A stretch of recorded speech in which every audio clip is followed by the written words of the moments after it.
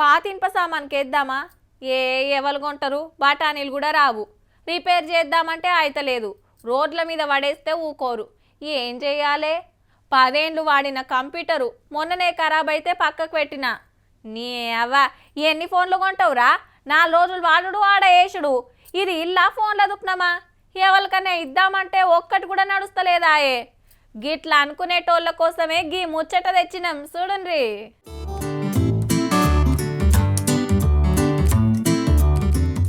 పాత ఫోన్లు, ల్యాప్టాప్లు, కంప్యూటర్లు, టీవీలు, ప్రింటర్లు, బ్యాటరీలు, ఛార్జర్లు, వైర్లు, బోయిర్లు ఏది ఉంటుంది మున్సిపాలిటీ వాళ్ళు పట్టుకపోవుడే. మెయిన్ సర్కిల్ మార్కెట్ ఏరియాలో స్పెషల్ కౌంటర్లు పెట్టిండ్రు. ఖరాబ్ అయిన మీ ఇంట్లో ఏమున్నా తీసుకొచ్చి లేయొచ్చు. అట్లనే అపార్ట్మెంట్లు గేటెడ్ కమ్యూనిటీలో సుధా పెడతారు బయట వారే కూరని. చెత్తలు కలిపేసి మున్సిపాలిటీ ఆటోలో కూడా వేయొద్దటుల్లా. ఇళ్ళలో ఏమున్నా కూడా ఈ వేస్ట్ మాకు ఇవ్వండి, మేము తీసుకొని సైంటిఫిక్ డిస్పోజ్ చేస్తాం. ఎందుకంటే నాలాల్లో వేయడం వల్ల కూడా చాలా ప్రాబ్లమ్స్ వస్తాయి. దయచేసి నాలాల్లో వేయడం కానీ చెత్తలో కానీ వేయదు. వీటిని ఈ వేస్టేజ్ అంటారు. మట్టిలో కలవై ఏండ్లకేండ్లు అట్లనే ఉంటాయి. భూమి, నీళ్లు, గాలి ప్రతొక్కటి తెల్లు చేసి మన పానాలకే ఎసరు పెడతాయి.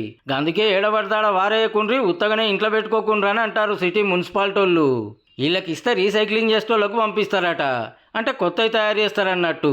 చూడురు మరి మీ ఇంట్లో సజ్జల మీద మూలకు సెల్ఫులలో ఉంటే కష్టం అనుకోకుండా తీసుకొచ్చి మున్సిపాలిటీ వాళ్ళకి ఇయ్యూరి జరా. మన సిటీని కొంత కాపాడిన వాళ్ళం అవుతాం.